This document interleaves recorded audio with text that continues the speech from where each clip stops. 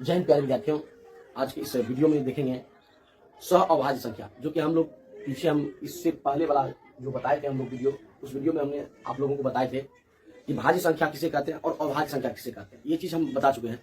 जो मेरा पिछले वीडियो नहीं देखे हैं डिस्क्रिप्शन में लिख दे देंगे, आप जाके देख सकते हैं। जो कि ये आप लोगों को हम बताए थे कि ये दृष्टि ऑनलाइन क्लासेस पर, जो कि हम लोग भाज्य संख्या और अभाज्य संख्या पिछले वीडियो में हम बता चुके हैं। आज देखेंगे सह अभाज्य संख्या, सह अभाज्य संख्या, सह अभाज्य संख्या, सह अभाज्य संख्या के बारे में जानेंगे। सह अभाज्य संख्या कहते किसको है, सह अभाज्य संख्या किसे कहेंगे। वैसी संख्या, वैसी दो संख्या जिसका युग, दो संख्या का ऐसे युग लिखेंगे। सह अभाज्य संख्या दो संख्या का ऐसा, दो संख्याओं का ऐसा युग्म, ऐसा युग्म, ऐसा युग्म, युग्म, ऐसा युग्म जिनका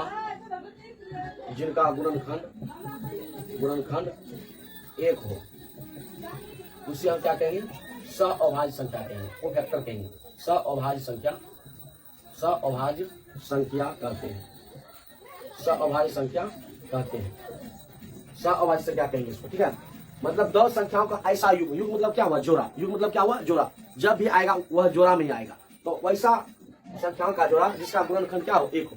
जैसे मान लिया जाए एग्जाम्पल में थोड़ा देर के लिए मान लेते हैं, जैसे 2, 3 और 5। जैसे 3 5 हो गया, जैसे आपका 3 हो गया 5 हो गया, जैसे आपका 5 हो गया 7 हो गया।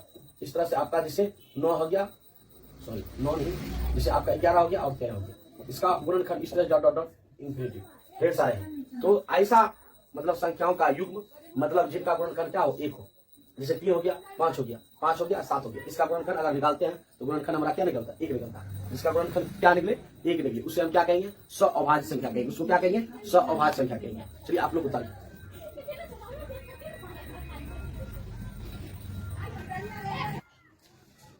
चलिए नेक्स्ट देखेंगे रैशनल नंबर, वास्तविक संख्या। अब यहां से हमारा क्या होगा, स्टार्ट वास्तविक संख्या, जो कि ये वास्तविक संख्या हम लोग पढ़ेंगे चैप्टर में, rational number, RATION, rational number.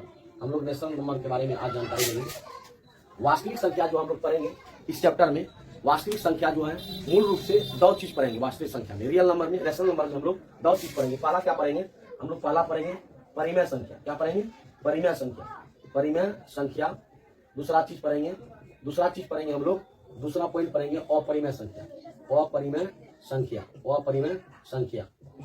ठीक है, परिमेय संख्या और दूसरा अपरिमेय संख्या। हम लोग जानेंगे परिमेय संख्या कहते किसको है, परिमेय संख्या, परिमेय संख्या, परिमेय संख्या किसे कहेंगे। परिमेय संख्या के बारे में जानेंगे। वैसी संख्या लिखेंगे, वैसी संख्या, वैसी संख्या जिसे हम P/Q के रूप में, P/Q के रूप में लिख सकते हैं, जिसे हम P/Q के रूप में लिख सकते हैं। और एक चीज और लिखेंगे, जहां जो है P/Q नोट P/Q पूर्णांक ना हो, P/Q पूर्णांक हो, और Q जो हो नॉट इक्वल टू 0, मतलब 0 के बराबर Q ना हो।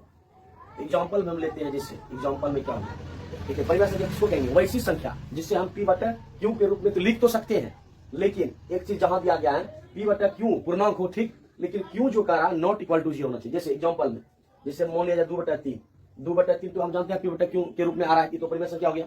लेकिन फिर जैसे मान लिया 5/4, ये तो हम लोग जानते हैं परिमेय संख्या होगा। लेकिन अगर 4/0 होगा तो ये हमारा परिमेय संख्या नहीं होगा। क्यों, क्योंकि 0 से हम 4 में भाग नहीं दे सकते हैं, इसका वैल्यू क्या हो जाएगा, इन्फिनिटी हो जाएगा। तो मतलब क्या, ये हमारा परिमेय संख्या नहीं हो सकता, क्योंकि P/Q और यहाँ कहा दिया है, ब्रैकेट में लिखा दिए Q नॉट इक्वल टू 0, मतलब Q की जगह पर 0 नहीं आना चाहिए। तो हमारा क्या हो जाएगा, अपरिमेय संख्या हो जाएगा। ये हमारा क्या हो जाएगा, अपरिमेय संख्या हो जाएगा, इन्फिनिटी हो जाएगा इसका वैल्यू। तो चलिए आप लोग यहाँ तक उतारिए।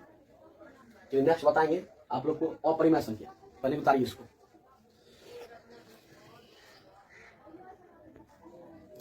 चलिए अगला चीज लिखेंगे, अपरिमेय संख्या लिखेंगे। अपरिमेय संख्या किसको कहेंगे, अपरिमेय संख्या, अपरिमेय संख्या हेडिंग देंगे, अपरिमेय संख्या। अपरिमेय संख्या किसे कहेंगे, वैसी संख्या जिससे हम P/Q के रूप में नहीं लिख सकते, उसको हम क्या कहेंगे, अपरिमेय संख्या लिखेंगे। वैसी संख्या जिसे हम P/Q के रूप में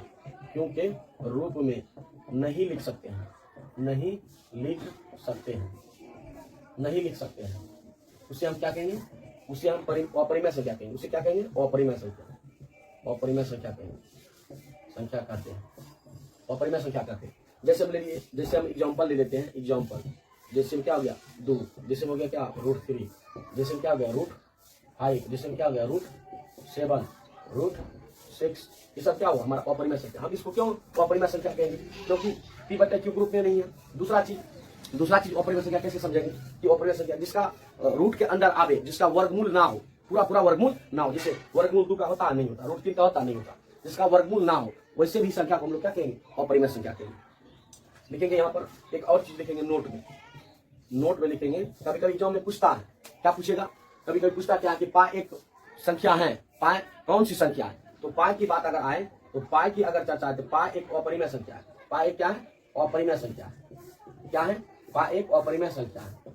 कभी कभी ई भी पूछता है, लेकिन एक चीज और पूछेगा, लेकिन पूछेगा क्या, लेकिन पूछता है 22/7 कौन सी संख्या। अगर ये पूछे 22/7 तो आपको अगर पूछे 22/7, अगर 22/7 पूछता है तो आपको कुछ करना नहीं है। 22/7 हुआ क्या हो गया, परिमेय संख्या हो गया। क्या हो गया, परिमेय संख्या हो गई। 22/7 एक परिमेय संख्या, क्या है, परिमेय संख्या है। 22/7 क्या है, परिमेय संख्या। लेकिन पाई अगर पूछता है, पाई पूछेगा तो अपरिमेय संख्या होगा। क्या होगा, अपरिमेय संख्या होगा।